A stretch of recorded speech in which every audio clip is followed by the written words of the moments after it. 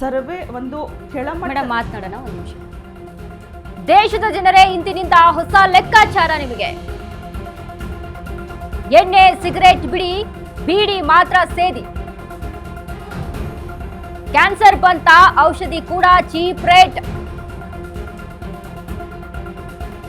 Sugar ಬಂತ, ಕಡಿಮೆ ಬೆಲೆಗೆ ಸಿಗುತ್ತೆ ಔಷಧಿ. ಫಾರಿನ್ ಟ್ರಿಪ್ ಕೂಡ ಕಡಿಮೆ ಖರ್ಚಲ್ಲಿ ಮಾಡಿ. ಮೊಬೈಲ್ ತಗೊಳ್ಳಿ, ಬೇಕಾದ ಬಟ್ಟೆಯನ್ನ ಖರೀದಿಸಿ. ಸೀ ಫುಡ್ ಎಷ್ಟು ಬೇಕಾದ್ರೂ ತಿನ್ನಿ ನೀವು.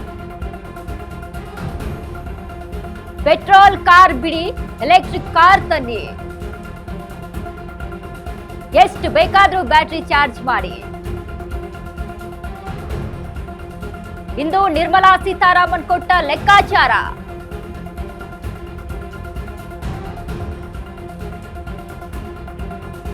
ದೇಶದ ಜನರೇ ಇಂದಿನಿಂದ ಹೊಸ ಲೆಕ್ಕ ನಿಮಗೆ. ಎಣ್ಣೆ ಸಿಗರೇಟ್ ಬಿಟ್ಟು ಬೀಡಿ ಮಾತ್ರ ಸೇದಬೇಕಾಗುತ್ತೆ. ಕ್ಯಾನ್ಸರ್ ಬಂತ, ಔಷಧಿ ಕೂಡ ಚೀಪ್.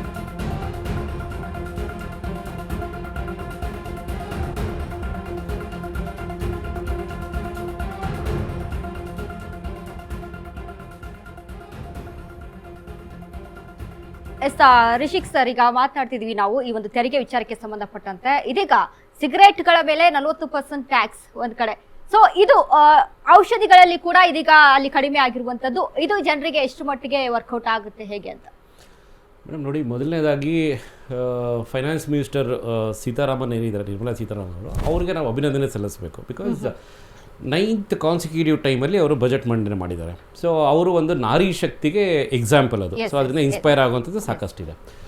ಇನ್ನು ಇವತ್ತಿನ ಬಜೆಟ್ ವಿಚಾರವಾಗಿ ನಾವು ಮಾತಾಡೋದಾದರೆ ನೋಡಿ, ಇದು ಒಂದು ವಾರ್ಷಿಕ ಯೂನಿಯನ್ ಬಜೆಟ್ ಅಷ್ಟೇ. ಸೊ ಇದರಲ್ಲಿ ಜನ ತೀರಾ ನಿರೀಕ್ಷೆ ಇಟ್ಕೊಂಡ್ಬಿಟ್ಟು ನಾನು ನಿನ್ನೆವರೆಗೂ ಬಡವ ಆಗಿದ್ದೆ, ಇವತ್ತು ನಾನು ಓವರ್ ನೈಟ್ ಶ್ರೀಮಂತ ಆಗ್ಬಿಡ್ತೀನಿ ಅನ್ನೋ ಎಕ್ಸ್ಪೆಕ್ಟೇಷನಲ್ಲಿ ಯಾರು ಇಟ್ಕೊಳಕ್ಕೆ ಹೋಗ್ಬಾರ್ದು. Because we have to be very practical.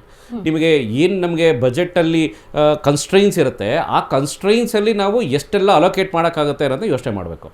ಇನ್ನು ಪರ್ಟಿಕ್ಯುಲರ್ಲಿ ಮಾತಾಡೋದಾದರೆ ನಿಮಗೆ direct taxes and indirect taxes ಅಂತ ಹೇಳ್ತೀವಿ ನಾವು. ಸೊ ಇಲ್ಲಿ ಈಗ ಸೋಫಾರ್ ಈಗ ಅವ್ರು ಏನು ಬಜೆಟ್ ಮಂಡನೆ ಮಾಡಿದ್ದಾರೆ, ನಮಗೆ ತಿಳಿದಿರೋವಂಥದ್ದು ಅಥವಾ ಮಾಹಿತಿ ಬಂದಿರೋವಂಥದ್ದು ಮೋರಲೆಸ್ ಡೈರೆಕ್ಟ್ ಟ್ಯಾಕ್ಸಸ್ ಬಗ್ಗೆ ಅಷ್ಟೇ ಹೊರತು ಇಂಡೈರೆಕ್ಟ್ ಟ್ಯಾಕ್ಸಸ್ ಬಗ್ಗೆ ಇನ್ನೂ ನಮಗೆ ಇನ್ಫಾರ್ಮೇಷನ್ ಬಂದಿಲ್ಲ. ಬಟ್ ಎನಿವೇ, ನೀವು ಈ ಮಧ್ಯದಲ್ಲಿ ಒಂದು ಮೆಸೇಜ್ ತೋರಿಸಿದ್ರಿ, ಷೇರು ಮಾರ್ಕೆಟಲ್ಲಿ ಇಷ್ಟು ಕಟ್ತಾ ಆಗಿಬಿಟ್ಟಿದೆ, ಇಷ್ಟು ಲಾಸ್ ಆಗಿದೆ ಅಂಡ್ ಸೊ ಅಂತೆಲ್ಲ. ನೋಡಿ, ಫಸ್ಟ್ ಆಫ್ ಆಲ್ ಇವತ್ತು ಫೆಬ್ರವರಿ 1 ಸಂಡೇ ನಿಮಗೆ 1999 ಅಥವಾ 2000 ವಾಸ್ ದ ಲಾಸ್ಟ್ ಟೈಮ್ ನಿಮಗೆ ಸಂಡೇ ಬಜೆಟ್ನ ಮಂಡನೆ ಮಾಡಿದ್ದು ಫೈನಾನ್ಸ್ ಮಿನಿಸ್ಟ್ರಿಯಿಂದ. ಸೊ ಇವತ್ತು ಆಫ್ಟರ್ 25 ಇಯರ್ಸ್ ನಿಮಗೆ ಸಂಡೇ ನಿಮಗೆ ಫೈನಾನ್ಸ್ ಮಿನಿಸ್ಟ್ರಿಯಿಂದ ಒಂದು ಬಜೆಟ್ ಮಂಡನೆ ಮಾಡಿರುವಂಥದ್ದು. ಆಮೇಲೆ ಈಗ NSC ಅಥವಾ BSc ಆ್ಯಂಡ್ ಸೋ ಆನ್ ಇವರೆಲ್ಲ ಏನು ಹೇಳ್ತಾ ಇದ್ದಾರೆ ಅಲ್ವಾ, ಅತಿ ನಿರೀಕ್ಷೆ ಇಟ್ಕೊಂಡ್ಬಿಟ್ಟಿದ್ವಿ, ಇಷ್ಟು ಲಾಸ್ ಆಗಿಬಿಟ್ಟಿದೆ, ಮತ್ತೊಂದು ಲಾಸ್ ಆಗಿದೆ ಅಂತೆಲ್ಲ ಹೇಳೋದಕ್ಕೆ, C we are directly involve with the global markets. Global markets open ಆಗುವಂಥದ್ದು ನಾಳೆ ನಿಮಗೆ. ಸೊ ಇವತ್ತು ಬರೀ ನಮ್ಮ ಇಂಡಿಯಾದಲ್ಲಿ ಸೆಲ್ಫ್ ಇದು ಇಷ್ಟು ಓಡ್ತಾ ಇದೆ, it's all speculations. So you need not to worry about all those things. ನಾಳೆ ನಿಮಗೆ ಮತ್ತೆ ಮಾರ್ಕೆಟ್ ಶೇರ್ ಓಪನ್ ಆಗಿದ ತಕ್ಷಣ all of a sudden it can go up.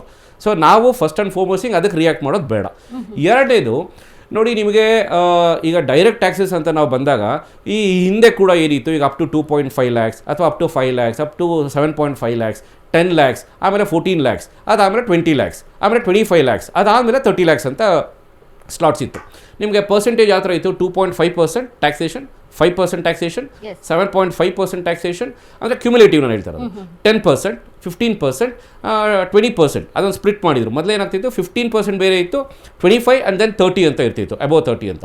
ಇವಾಗ ಅದನ್ನು ಸ್ಪ್ಲಿಟ್ ಮಾಡಿದ್ದಾರೆ. ಸೊ ಆದರೆ ನಿಮ್ಗೆ ಏನಾಗ್ತಾ ಇತ್ತು, ಈಗ ಯಾವುದೇ ಒಂದು ಕಂಪ್ನೀಸಲ್ಲಿ you are also salaried employee, ನಿಮ್ಗೆ ಏನಾಗುತ್ತೆ, ನಾನು ಒಂದು ಇನ್ಕ್ರಿಮೆಂಟ್ ಆಗಬೇಕು, ನನಗೊಂದು 5%, 10% ಅಂತ ಇರ್ತಿರ್ತೀವಿ. 10 ಲಕ್ಷದಲ್ಲಿ ಇರ್ತೀರಾ, ಸುಮ್ಮನೆ ಉದಾಹರಣೆಗೆ 12 ಲಕ್ಷಕ್ಕೆ ಹೋಗಿರ್ತೀರಾ. ಅವಾಗ ನೀವೇನು ಹೇಳ್ತೀರಾ, ನಾನು 12 ಲಕ್ಷಕ್ಕೆ ಹೋಗೋದೇ ಬೇಡ ನಾನು ಅಂತ ಹೇಳ್ತೀರಾ. ಯಾಕೆಂದರೆ ನಾನು 12 ಲಕ್ಷಕ್ಕೆ ಹೋದರೆ ಬೇರೆ ಸ್ಲ್ಯಾಬ್ಗೆ ಹೋಗ್ಬಿಡ್ತೀರಿ. ಇನ್ಸ್ಟೆಡ್ ನಾನು 10 ಲಕ್ಷದಲ್ಲೇ ಉಳಿಸ್ಕೊಳ್ತೀನಿ. ಯಾಕೆಂದರೆ ನಾನು ಬೇಸಿಕ್ ಸ್ಯಾಲರಿಗೆ ಏನು ಟ್ಯಾಕ್ಸೇಷನ್ ಇರುತ್ತೆ, ಬೇರೆ ನನಗೆ ಟ್ಯಾಕ್ಸ್ ಎಕ್ಸೆಂಪ್ಷನ್ಸ್ಗಳು ಏನು ಬರ್ತಾ ಇರುತ್ತೆ, ಅದು ನಿಮಗೆಲ್ಲ ಬೆನಿಫಿಟ್ಸ್ ಬರ್ತಿರ್ಲಿಲ್ಲ ಈ ಹಿಂದೆ. ಬಟ್ ಹೀಗೇನಾಗ್ತಾ ಇದೆ, ಈವನ್ ನೀವು 12 ಲಕ್ಷಕ್ಕೆ ಜಂಪ್ ಆಗಿ 13 ಲಕ್ಷಕ್ಕೆ ಜಂಪ್ ಆಗಿ ನೀವು still you will get the tax benefits.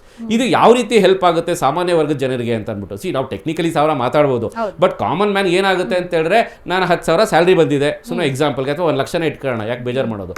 So 1 lakh salary ಬರ್ತಾ ಇದೆ. ಸೊ ಆ 1 ಲಕ್ಷದಲ್ಲಿ ನಾನು ಏನೇನೆಲ್ಲ ಖರ್ಚು ಮಾಡಬೇಕು, ಏನು ಉಳಿಯುತ್ತೆ, ಆ ಉಳಿಸೋ ದುಡ್ಡಲ್ಲಿ ನಾನು ಏನಾದರೂ ಫ್ಯೂಚರ್ಗೆ ಇನ್ವೆಸ್ಟ್ಮೆಂಟ್ ಮಾಡ್ಬೋದಾ, ಇದು ಬೇಸಿಕ್ ಆಗಿ ಒಂದು ಕಾಮನ್ ಮ್ಯಾನ್ಗೆ ಬರೋವಂಥದ್ದು. ಯಾಕೆಂದರೆ ಅವರು ದೇಶ ಗ್ಲೋಬಲಿ ಟ್ರಂಪು EU ಇದನ್ನೆಲ್ಲ ಅವ್ರು ಯೋಚನೆ ಮಾಡೋಕ್ಕೆ ಹೋಗಲ್ಲ. ಅದೆಲ್ಲ ರಾಜಕಾರಣಿಗಳಿದ್ರೆ ನೀವು ನೋಡ್ಕೊಳ್ರಪ್ಪ, ನಮಗೇನಿದ್ರು